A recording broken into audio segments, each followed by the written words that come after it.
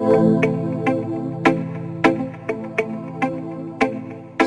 عليكم ورحمة الله تعالى وبركاته. أتمنى تكونوا بخير وعلى خير وصحة جيدة.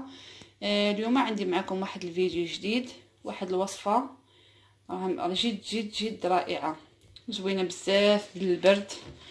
يعني انا بالنسبه لي هذه كنقول لها سيرو، ما كنقولش لها وصفه، كنقول لها انا سيرو بالنسبه لي، لقاش مخيره الكحبه زوينه بزاف وفيها 3 المكونات.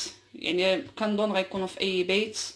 راه وصفه زوينه البنات، ديروها وجربوها. بالنسبه للكحبه مخيره وسهله وبمكونات بسيطه.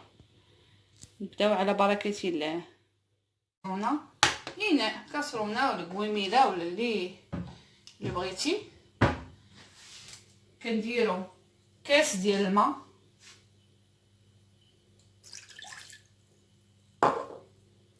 وكاس تاع الزيت البلديه، يعني نص القياس تاع الماء نص قياس تاع الزيت. بغيتي ديري كاس كبير اللي بغيتي، انا مع ديجا عندي مصوباها، بغيت غير نعاود نشاركها معكم. يعني درت غير كيسان صغار، انت بغيتي ديري الكاس صغير بغيتي الكبير اللي بغيتو. كاس تاع الزيت،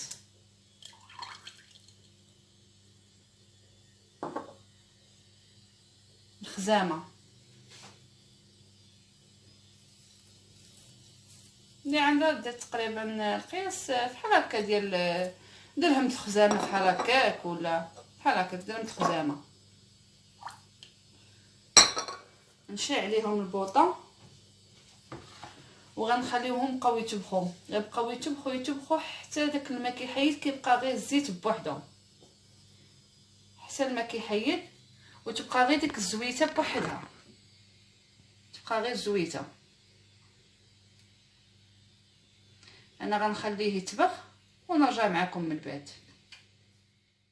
البوطه وخليوه يغلى على خاطرو، يبقى يتبخ على خاطرو حتى تبقى غير الزيت بوحدها، كيحيد الماء كتبقى غير ديك الزويته. البوطه مهيله. من بعد ما طبخ مزيان الماء ما كيبقاش، كتبقى غير ديك الزويته. هانتوما الا كتشوفوا واش كيبان لكم مزيان، كتبقى غير الزيت، يعني ما كيبقاش فيه الماء. خليوه ديروه على عافيه مهيله وخليه يطبخ على خاطرو. انا خليته برد واحد شويه.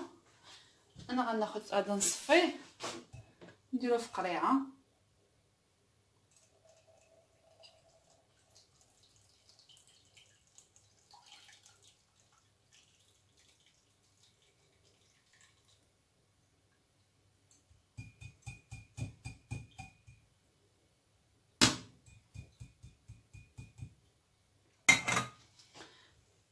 صافي كنحتفظوا به.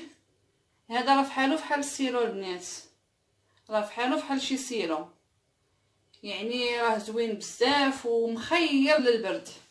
يعني راه مخير للبرد. كنتمنى تجربوه، وكنتمنى اذا عجبكم الفيديو ديالي تدعموني وتابونوا عندي في القناه وديروا لايك باش وتضربوا الجرس باش يوصلكم ديما الجديد.